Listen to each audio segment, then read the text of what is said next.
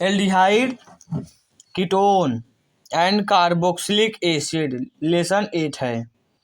Aldehyde को RCHO से प्रदर्शित करते हैं, कीटोन को RCOR से प्रदर्शित करते हैं, कार्बोक्सिलिक एसिड को RCOOH से प्रदर्शित करते हैं।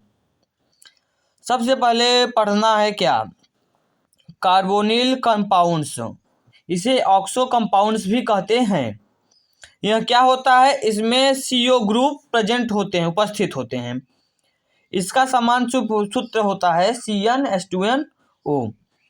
कार्बोनिल कंपाउंड्स का वर्गीकरण, कार्बोनिल कंपाउंड्स का वर्गीकरण दो भागों में किया गया है। कार्बोनिल कंपाउंड्स दो भागों में बटे हैं, एक है एल्डिहाइड और दूसरा है कीटोन। एल्डिहाइड, इसमें CHO ग्रुप एल्डिहाइड या फॉर्मल ग्रुप उपस्थित होता है। CHO ग्रुप सदैव सिर पर उपस्थित होते हैं। कहाँ पर, सिर पर उपस्थित होते हैं। CHO ग्रुप का कैसे संरचना बनता है, ऐसे, सिंगल बॉन्ड C, नीचे की तरफ H और डबल बॉन्ड O, यही होता है CHO ग्रुप।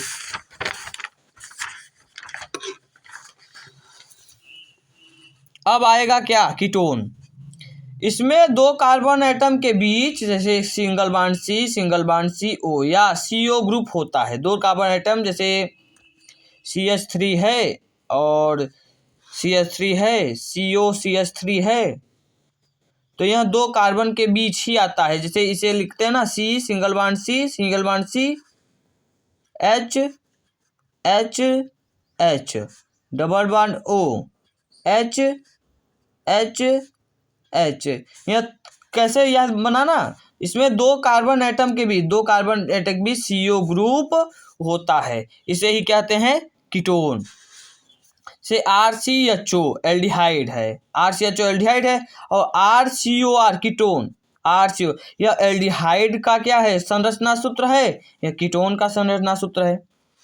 अब कीटोन का भी वर्गीकरण, यह दो भागों में बटा है। कीटोन दो भागों में बटा है। पहला है सममित या सरल कीटोन, इसमें CO ग्रुप के दोनों ओर सेम एल्काइल ग्रुप उपस्थित होता है। जैसे CH3 CO CH3 di methyl ketone है, तो CH3 इधर भी है, CH3 इधर पे है। वैसे C2H5 CO C2H5, इसमें सेम ग्रुप है, एल्काइल ग्रुप सेम उपस्थित है दोनों तरफ, इसे डाईथाइल कीटोन कहते हैं। ये सामान्य नाम है। अब दूसरे नंबर पे आता है असममित या मिश्रित कीटोन्स।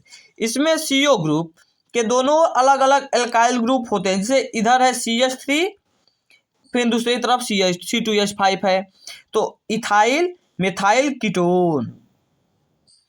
फिर इधर है CH3, इधर C6H5, इधर बेंजीन जुड़ा है, CO मिथाइल फिनाइल कीटोन, ये फिनाइल है, तो फिनाइल और कीटोन मिथाइल, तो मिथाइल फिनाइल कीटोन।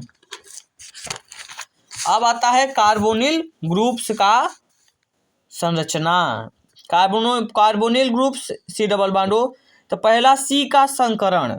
C का संकरण मतलब ऐसे नहीं मालूम चलता, मालूम कैसे चलता है C का संकरण, इसमें देखो एक सिग्मा, इसके लिए संकरण पढ़ना पड़ता है। अभी आप लोगों को शायद न मालूम हो, इसके लिए पढ़ना पड़ता है कि एक बांड में एक सिग्मा रहता है, पहले बांड में एक सिग्मा रहता है, और डबल बांड में एक सिग्मा होता है, एक पाई होता है, और ट्रिपल बांड में एक सिग्मा दो पाई होते हैं। ये मालूम रहना चाहिए, संकरण होता है। तो इसमें दो sp2 है। C का संकरण देखिए, डबल बॉन्ड एक सिग्मा एक पाई, ये एक दो, sp2, तो बॉन्ड 120 अंश पे बनता है। इन तीनों का जो है, ये तीनों 120 अंश का होता है। त्रिकोणीय समतल संरचना, त्रिकोणीय समतल संरचना दिखाता है। ये देखिए दिया ना, पाई बॉन्ड 3 है, तो 1 2 3, एक 3 पाई बॉन्ड है, और पाई 3 सिग्मा बॉन्ड है, 1 2 3 सिग्मा बॉन्ड है, और पाई बॉन्ड 1 है। बताया ना कि सिंगल बॉन्ड में तो एक सिग्मा रहता है, और डबल बॉन्ड में एक सिग्मा एक पाई होता है, तो एक सिग्मा, एक दो सिग्मा, 3 सिग्मा हुआ, और पाई बॉन्ड एक पाई बॉन्ड इसमें बस है, तो पाई बॉन्ड 1 हुआ। और वही CO का द्विध्रुव आघूर्ण म्यू बराबर 2.3 से 2.8 D तक होता है। इसका फार्मूला होता है, अभी नहीं मालूम मुझे, वो पीछे की तरफ है, इसका फार्मूला अगले चैप्टर में है। तो अब देखते हैं, अब इधर आपके काम लाया नहीं है, आपके लाया नहीं है, आप नहीं समझ पाएंगे। अब आता है क्या, अब आता है एल्डिहाइड व कीटोन का नामकरण। ये जान लीजिए आपकी नामकरण को दो भागों में बांटा गया है। एक होता है निरर्थक पद्धति, एक होता है आईयूपीएसी पद्धति। निरर्थक पद्धति का काम कहाँ लगता है, जैसे कहते हैं ना कब होता है, क्या होता है, रासायनिक समीकरण दीजिए, तो सामान्य नाम ही ज़्यादातर आता है, आईपीएससी नाम नहीं देता है। इसीलिए निरर्थक पद्धति भी पढ़ना अनिवार्य है। तो निरर्थक पद्धति में जैसे कार्बन A1 है, एक है, तो एक कार्बन के लिए फॉर्म लगता है, आता है। दो कार्बन हुआ तो क्या, ACET, एसिड। तीन कार्बन के लिए प्रोपियोन। चार कार्बन आएगा तो ब्यूटायर। ब्यूटायर दो प्रकार, एक नॉर्मल भी होता है, आइसो भी होता है। और ये आपको नॉर्मल आइसो नियो के लिए थोड़ा विस्तृत जानना पड़ेगा शुरू में ही, अगर आपको मालूम होगा वैसे भी नॉर्मल आइसो नियो ये तो सबको मालूम रहता है। तो 5 कार्बन के लिए वेलर, 6 कार्बन के लिए कैप्रो, 7 कार्बन के लिए एंथ, 8 कार्बन के लिए कैप्री, 9 कार्बन के लिए पिलॉर्जन और 10 कार्बन के लिए केपर। अब आता है क्या, यह तो अब एक देखिए कार्बन 3 कार्बन है, C3 the single bond C double bond O CCO एक्राइल होता है। C4 4 कार्बन के लिए क्रेटॉन। एग्जाम्पल जैसे अब एग्जाम्पल आप देखेंगे, एग्जाम्पल जैसे एक कार्बन है, एल्डिहाइड ग्रुप जुड़ा है, तो एक कार्बन है तो क्या लगेगा, एक कार्बन के लिए हमने क्या पढ़ा, फॉर्म, तो फॉर्म में लग गया क्या, एल्डिहाइड, तो फॉर्मेल्डिहाइड। दो कार्बन एसिड, एसिटल्डिहाइड, एसिटल्डिहाइड। ये बेंजीन है CHO, तो बेंज हो गया, बेंजल्डिहाइड हो गया। और ये भी जान लीजिए कि एक और चीज़ जानना होता है, जानना क्या होता है कि जैसे ये बेंजीन है, आपको मैं ये बता दूं, जैसे ये बेंजीन मैंने बनाया, 2 बेंजीन बनाया,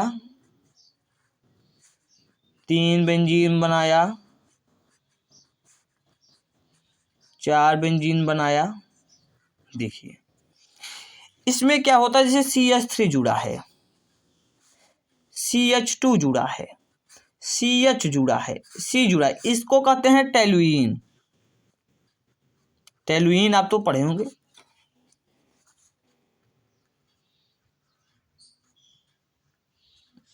इसे बेंजाइल कहते हैं, इसे बेंजल कहते हैं और इसे बेंजो कहते हैं।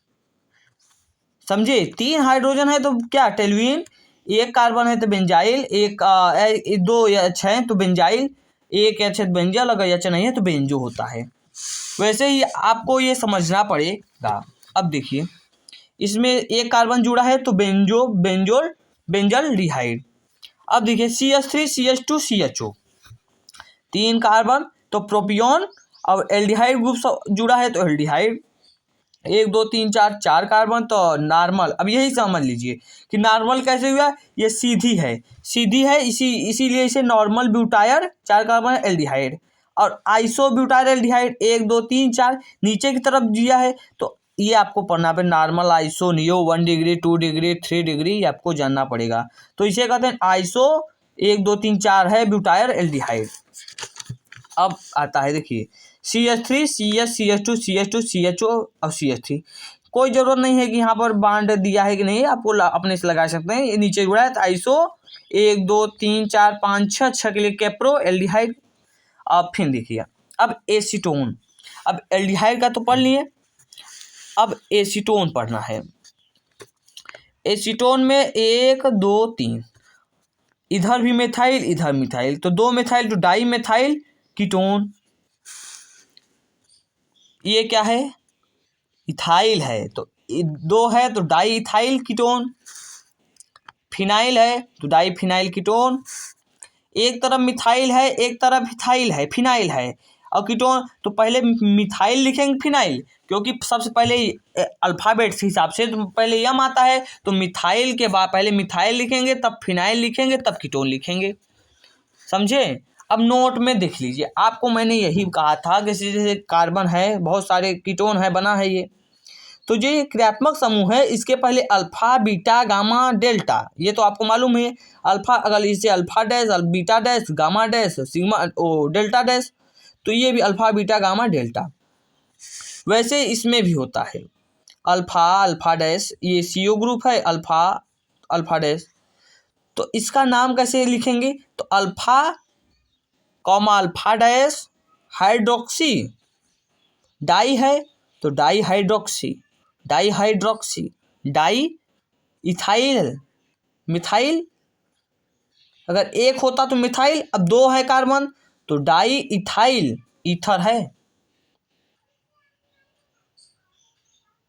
समझे। ईथर कैसे हुआ ये भी जान लीजिए, कैसे ईथर हुआ, ईथर कैसे हुआ, ईथर यही हुआ, ये ईथर यहाँ पर सी गलती लग गया है, लगता है ओ होता है, ओ ROR को ही ईथर कहते हैं, RCOR कीटोन होता है, ROR को ईथर कहते हैं। अब दूसरे में IUPAC पद्धति देखेंगे, अब अगले वीडियो में बात करेंगे, जाने दीजिए।